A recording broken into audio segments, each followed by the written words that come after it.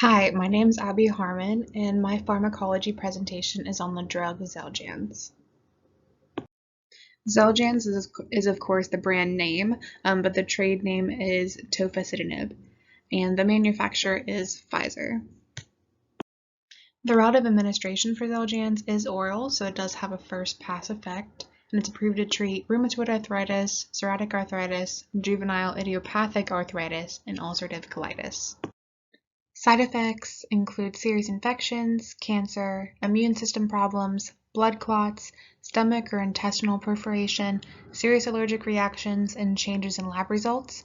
There is also actually an FDA safety update as of September 1st of this year, and it was seen to have an increased risk of serious heart events, cancer, blood clots, and death. There is a ton of drug-drug reactions, so I will not attempt to one, pronounce them all, and two, to say them all because it would take way too much time. But to narrow it down, they all are immunosuppressive drugs or drugs that are made to treat the same thing, so like the arthritis or the ulcerative colitis. For the molecular mechanism, during the inflammatory responses, chemical mediators are released, and among those mediators are cytokine, which contribute to the autoimmune process. Xeljanz is a JAK inhibitor, or Janus kinase inhibitor, which it transfers signals from cytosine to regulate the immune cell function. It also activates phosphorylate and signal transducers and activators of transcription, or STATs, that regulate the intracellular activity. So there's a lot of recommended dosages for Xeljanz just because they have the Xeljanz and the Xeljanz XR, which is an extended release tablet or a stronger tablet. And they also base it off of why they are taking the medication, so whether it's the arthritis or the ulcerative colitis, and if they're taking different medications, what their lab results are. There's just a ton of ways they figure out the dosaging. But just for adults, like the basic, it's 5 milligrams for Xeljanz, and for Xeljanz XR, it's 11 milligrams once daily. For ulcerative colitis is the only one that requires like an induction, like before you actually start taking the medication.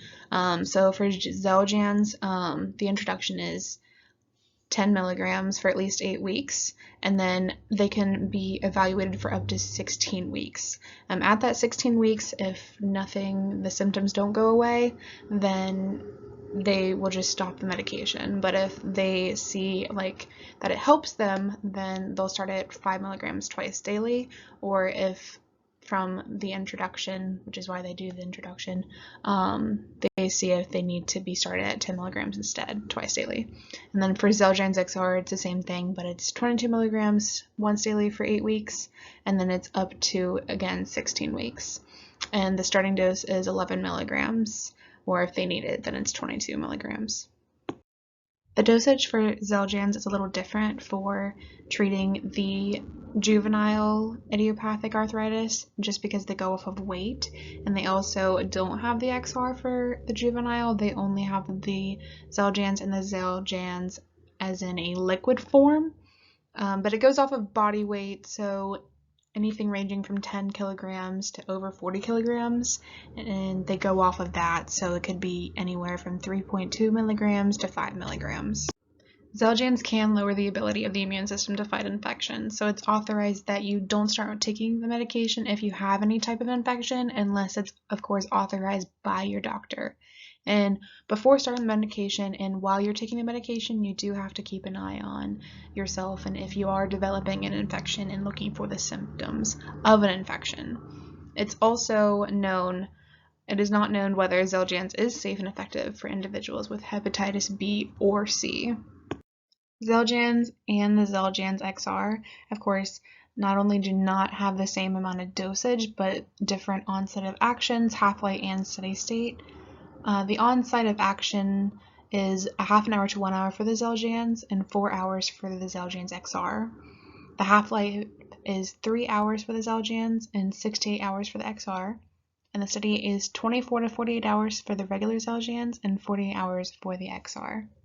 To me, the Xeljanz commercial was like every other drug commercial that you see, with a ton of information.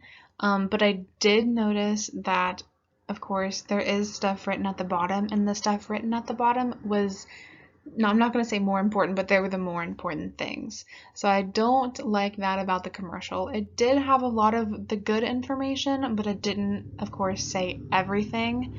But I'm just going to say, thankfully, it does require a prescription from the doctor, because the doctor should know the patient's medical history and all the medications they are taking, and will know whether Xeljanz is right for them.